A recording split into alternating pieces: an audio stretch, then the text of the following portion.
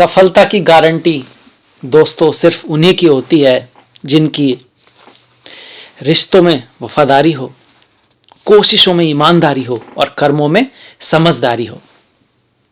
तो आप सभी का मैं डॉक्टर दिलीप बहुत बहुत स्वागत करता हूं मीन राशि के लिए बहुत ही स्पेशल वीडियो में। ये वीडियो बहुत ही स्पेशल इसलिए है क्योंकि ये साल का दूसरा महीना है, फरवरी का महीना है और आपके कुंडली के बहुत ही महत्वपूर्ण ग्रह उच्च के होने जा रहे हैं जो कि मंगल हैं। इसके साथ साथ बाकी ग्रहों की स्थिति के आधार पर आपका करियर, जॉब, पढ़ाई लिखाई, प्रेम, परिवार, स्वास्थ्य, हेल्थ, धन, पैसा, जो भी है जीवन के जितने भी क्षेत्र हैं सभी के बारे में बात करेंगे। डिटेल में जाएंगे हम किस चीज़ों को क्या ध्यान करें, क्या खास ख्याल रखें और किस तारीख को क्या हो सकता है इसके बारे में भी देखेंगे। तारीखें जो है वो नक्षत्रों के आधार पर डिसाइड की जाती हैं क्योंकि नक्षत्रों के आधार पर ही भारतीय ज्योतिष वास्तव में काम करता है। पर इससे पहले कि हम प्रेडिक्शन पर जाएं, रेमेडी पर जाएं, देखते हैं कि कौन सा ग्रह कहाँ बैठा है मीन राशि वालों के लिए। तो आइए जल्दी से देख लेते हैं ग्रहों की स्थिति। जैसा कि आप देख सकते हैं कि राहु आपके प्रथम भाव में मीन राशि में गोचर कर रहे हैं। गुरु का गोचर अपने मित्र मंगल जो कि सेनापति हैं उनकी राशि में हो रहा है। यही मंगल उच्च के हो रहे हैं, बहुत ही खूबसूरत योग बना रहे हैं, इसके बारे में बातें करेंगे। कन्या राशि में केतु जो है वो गोचर कर रहे हैं सप्तम भाव में। दसम भाव में सूर्य, नवम जो राशि होती है 9 नंबर जो है वो राशि को दिखाता है, वो कौन सी होती है, धनु। इसमें शुक्र गोचर कर रहे हैं। ये जो दसम राशि है मकर राशि है, जो करियर का भाव होता है कालपुरुष की कुंडली में, उस राशि में मंगल का उच्च का होना बहुत ही अच्छा है। ठीक इसी तरह सूर्य यहाँ पर मकर राशि में रहेंगे आपके 13 तारीख तक। 13 तारीख को फिर ये सूर्य आपके एकादश राशि मतलब 12वें भाव एकादश राशि जो कि कुंभ है उसमें चले जाएंगे। बुध जो है वो 20 तारीख को मकर राशि से कुंभ राशि में चले जाएंगे, आपके 12वें भाव में चले जाएंगे। और शनि जो है वो आपके पूरे ही महीने 12वें भाव में गोचर करते हुए दिखाई देंगे। तो ये रहेगी ग्रहों की स्थिति। अब इसके बाद आपके भविष्य के ऊपर चलते हैं मीन राशि वालों के लिए। देखिए सबसे बड़ी बात अगर इस महीने में हम देखा जाए तो वो मंगल ही है। मंगल करेंगे मंगल इस महीने। जिनकी भी कुंडली में मंगल की स्थिति स्ट्रांग है, मंगल की दशा महादशा चल रही है और आपकी कुंडली में मंगल अच्छे हैं तो लाभ की गारंटी है क्योंकि योग ही लाभ का बन रहा है। लाभ भाव में आके धन का स्वामी लाभ भाव में आके उच्च का हो रहा है। जिनको रोज ज्योतिष के बारे में थोड़ी सी जानकारी है वो जानते हैं कि जब द्वितीय भाव का स्वामी एकादश में जाए या फिर एकादश का स्वामी आपके द्वितीय भाव में चला जाए, इसको हम लक्ष्मी योग बोलते हैं, धन योग बोलते हैं। तो ये योग बना हुआ है किसके कारण, मंगल के कारण। तो ये आपको धन देगा, लाभ देगा। कब दे सकता है, कौन सी तारीखों को दे सकता है, तो 1, 9, 10, 18, 28 और 19 जो तारीखें हैं ये लाभ के लिए बहुत शुभ हैं। धन लाभ इन दिनों हो सकता है आपका। कैसे हो सकता है, फैमिली की वजह से क्योंकि द्वितीय भाव का स्वामी एकादश में आ रहा है, आपकी वाणी की वजह से, प्रॉपर्टी की वजह से क्योंकि मंगल प्रॉपर्टी के कारक हैं।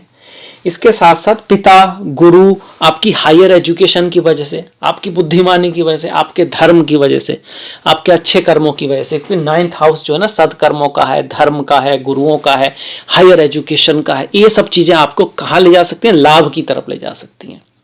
पर जब भी मंगल एकादश भाव में आते हैं तो कई बार अपने सीनियर्स या बड़े भाई वगैरह से कुछ मतभेद होने का चांसेस बनता है, तो वहां आपको थोड़ा सा ख्याल रखना है।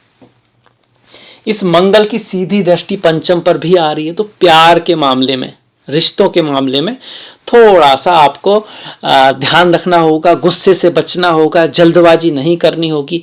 अपने प्रेमी या प्रेमिका के प्रति जो कर्तव्य हैं उनको निभाना होगा क्योंकि नीच की दृष्टि है। कर्क राशि में मंगल कैसे होते हैं, नीच के होते हैं। खुद उच्च के हैं पर सामने वाले भाव पर नीच की दृष्टि डाल रहे हैं। ये भी बताता है कि भाई स्टॉक मार्केट वगैरह में आपको थोड़ा सोच समझ के काम करना है इस महीने। दूसरा जो बड़ा परिवर्तन होगा आपका वो होगा मंगल का, मतलब पहला मंगल का हो गया और दूसरा जो बड़ा परिवर्तन हो रहा है वो आपका 12 तारीख को होगा शुक्र का। ये जो शुक्र है ना, ये जो धनु में आपको दिख रहे हैं वो 12 तारीख को कहाँ पहुंच जाएंगे, यहाँ पहुंच जाएंगे। 12 तारीख को पहुंच जाएंगे आपके। मंगल यहाँ आए थे 5 तारीख को, 5 तो लगभग शुरुआत होगी, तो हमने इसे शुरू से ले लिया, पर ये 12 तारीख तक आएंगे। तो 12 तारीख तक शुक्र यहाँ पर है। ये आपके कार्य में कुछ उतार चढ़ाव क्रिएट कर रहे थे। स्त्री या फीमेल या बॉस से कुछ मतभेद भी होने की संभावनाएं बना रखी थी, क्योंकि अष्टम भाव के स्वामी है और तृतीय भाव के स्वामी और दशम में बैठे थे। कार्य में थोड़ा सा भाग दौड़, मेहनत, एफर्ट, हार्डवर्क चल रहा था, ये सब चीज़ें हैं। हालांकि अगर आपका काम किसी तरह क्रिएटिविटी, मॉडलिंग, डांस, ड्रामा इन सब में था तो कुछ लाभ भी हो सकता है, पर हाँ, शुक्र की स्थिति आपके लिए अपोजिट चल रही थी जनवरी के महीने में। पर जैसे ही 12 तारीख आएगी, ये शुक्र कहाँ चले जाएंगे? एकादश भाव, लाभ भाव। ये ऐसा भाव है जिसमें हर ग्रह का स्वागत होता है, जहाँ पर हर ग्रह अच्छा करता है। और यहाँ पर जब शुक्र और मंगल मिलेंगे आपस में, तो प्रेम में भी बढ़ोतरी आएगी। कब से? 12 तारीख के बाद। 12 से पहले थोड़ा सा ध्यान रखना है, महिलाओं के साथ उलझना नहीं है, उनका रेस्पेक्ट करना है, उनसे आपको लाभ की संभावना थोड़ी कम है 12 तारीख तक। पर 12 के बाद अच्छा है, बढ़िया है। यहाँ पर जब शुक्र आएंगे तो आपको फीमेल्स से लाभ करा सकते हैं, डांस, ड्रामा, म्यूजिक इन सब के फील्ड में अगर हैं तो आपको लाभ करा सकते हैं। इसके अलावा 11वें भाव में मंगल और सूर्य का आना आपको दोस्त, फ्रेंड सर्किल आपका बढ़ा सकते हैं। इस चीज़ की प्रोबेबिलिटी बढ़ेगी। आपकी लाइफ में कोई नए व्यक्ति से मुलाकात भी हो सकती है, और इसकी संभावना कब बन रही है आपकी? 7, 15, 24 और 25 तारीख को, ये सब इसकी पॉसिबिलिटी आपकी बढ़ रही है। इसके अलावा जो दूसरे बड़े चेंज हैं या बड़े बदलाव हैं, वो ये है कि सूर्य मकर में रह रहे हैं, बुध भी मकर में रहेंगे। सूर्य रहेंगे कब तक? 13 तारीख तक। तो 13 तारीख तक जब तक सूर्य यहाँ पर हैं, षष्ठेश एकादश भाव में है, अपने से 1, 2, 3, 4, 5, 6 में है, स्वास्थ्य का हल्का सा ध्यान रखना है। कंपटीशन आदि में आपको विजय दिलाएगा। यहाँ पर सूर्य एकादश में अच्छा माना गया है इनको। हालांकि बड़े भाई बहन की लाइफ में कुछ उतार चढ़ाव यहाँ पे रह सकते हैं, पर सूर्य 13 के बाद कहाँ चले जाएंगे? 12वें भाव में जाएंगे। अब ये स्वास्थ्य की दृष्टि से हम कहेंगे कि बहुत बढ़िया नहीं है। हालांकि शत्रुओं पर विजय का योग बना रहे हैं, शत्रुओं पर विजय का योग है, पर स्वास्थ्य की दृष्टि से हमको ध्यान रखना है। खास करके 16, 25 और 26 तारीख को स्वास्थ्य का हमको विशेष ध्यान रखना है। आंखों में कोई दिक्कत हो सकती है, इस तरह का योग यहाँ पे सूर्य बना के बैठे हैं। शनि तो यहाँ चल ही रहे हैं, जैसा आप जानते हैं कि आपकी 7.5 चल रही है, पर 7.5 हमेशा खराब हो जरूरी नहीं है। डिपेंड करेगा आपकी इस कुंडली में शनि की स्थिति कैसी है, क्या वो राहु आदि से दृष्ट हैं, क्या उनकी स्थिति सद्वाला में कमजोर है, क्या आपके शनि और चंद्रमा का संबंध है। अगर ऐसा है तो फिर भाग दौड़ थोड़ी रहेगी, वाणी का थोड़ा सा ख्याल रखें। परिवार से दूर जाने के योग बनते हैं, यहाँ से लड़ाई झगड़े के भी योग बनते हैं, और भाग्य थोड़ा मध्यम रहेगा। पर ऐसा भी हो सकता है आपके शनि बहुत अच्छे हैं, ऐसा भी हो सकता है कि आपके चंद्रमा काफ़ी स्ट्रांग है, उस केस में आपको फॉरेन से, विदेश से लाभ होगा। आपके भाग दौड़ तो होगी वो, पर अल्टीमेटली वो जो भाग दौड़ है आपके जीवन में शिक्षा लेकर आएगी। कुछ ऐसी चीज़ें सीखेंगे आप जो आप जिंदगी में बाद में उपयोग करेंगे। ट्रैवल का योग बनता है, विदेश का योग बनता है, कुछ खर्चे का योग बनता है। कब बनता है? 4, 12, 13, 21 और 22 तारीख को कुछ सडन एक्सपेंस आ सकता है। इन्हीं तारीखों में आपको अपनों से थोड़ा बना के रखना है, वाणी में थोड़ी मधुरता का ख्याल रखना है, लड़ाई झगड़े से आपको बच के रहना है इस शनि की वजह से। एज ए रेमेडी, अगर आपके शनि अशुभ चल रहे हैं तो भगवान नारायण की पूजा कर सकते हैं आप, भगवान शिव की पूजा कर सकते हैं, हनुमान जी की पूजा कर सकते हैं। हनुमान जी की पूजा लोग अक्सर करते हैं, शनि मंदिर जाते हैं, हनुमान मंदिर जाते हैं, वहाँ पर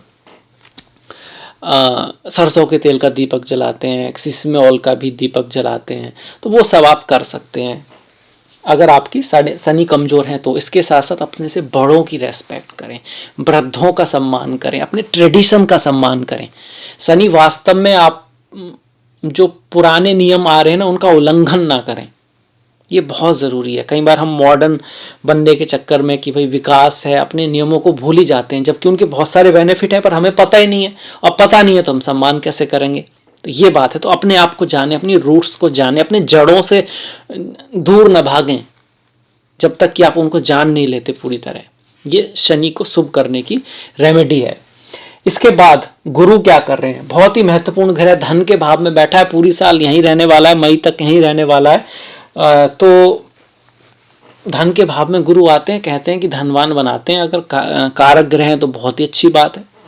साथ में इस भाव का स्वामी भी उच्च का चल रहा है, तो मंगल तो लाभ दे ही रहे थे, इस महीने गुरु भी आपको लाभ दे रहे हैं। पैसे का, धन का लाभ होना बहुत ज्यादा है, इसके चांसेस हैं। कब?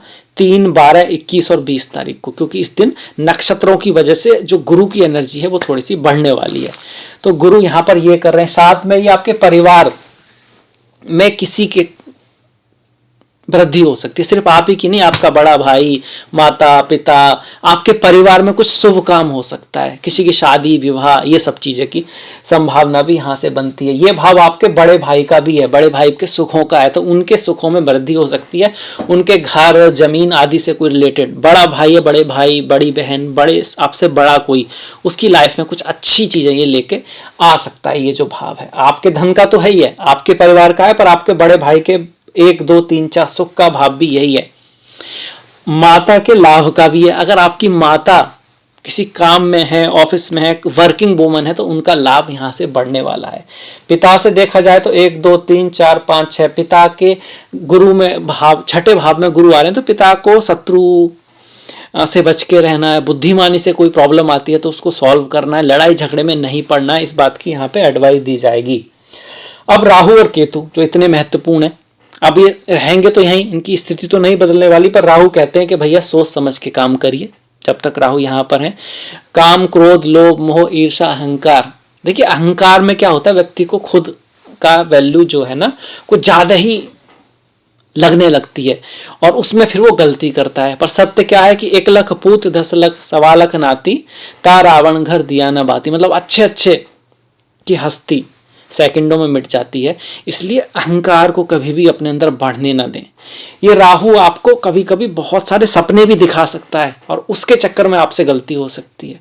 कभी कभी ये राहु कहेगा दुनिया से थोड़ा, क्योंकि मीन राशि है ना, दूर ले जाने की कोशिश कर सकता है कि ये जो सब मोह माया इस तरह से, पर वास्तव में उसका पर्पज आपको स्पिरिचुअलिटी, अध्यात्म की तरफ ले जाना नहीं है, एक तरह की भागना है, चीजों को छोड़ना है। ये भी राहु करा सकता है, इसका माइनस पॉइंट है, डिपेंड करेगा आपके चार्ट में राहु कैसा है।